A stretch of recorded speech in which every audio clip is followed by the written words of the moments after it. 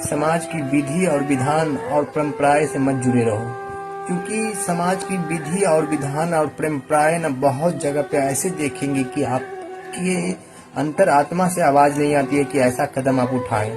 But आपको न समाज की विधि और विधान और परंपराएं से बंधे रहने के लिए, उनकी रूल रेगुलेशन को फॉलो करने के लिए आपको चीजें करना पड़ता है।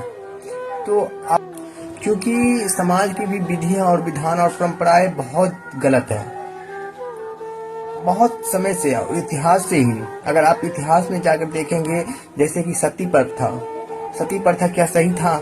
नहीं था। बट लोगों ने बहुत लंबे समय तक उन परंपरा से जुड़े रहे, और एक दिन आपको ब्रेक करना ही पड़ेगा, एक दिन आपको तोड़ना ही पड़ेगा। आवाज नहीं उठाएंगे, अगर ऐसे ही रूल रेगुलेशन फॉलो करते रहें तो आप अपने जीवन को व्यर्थ में ही जी रहे हैं।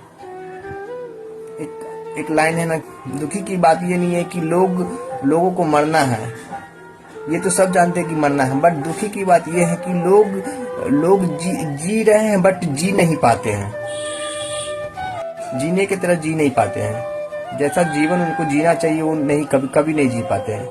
इसीलिए समाज का रूल रेगुलेशन, जो चीजें आपको मंजूर ना हो, जो आपके अंतरात्मा को मंजूर ना हो, उन चीजों को कभी भी मत करिए, चाहे कुछ भी हो जाए।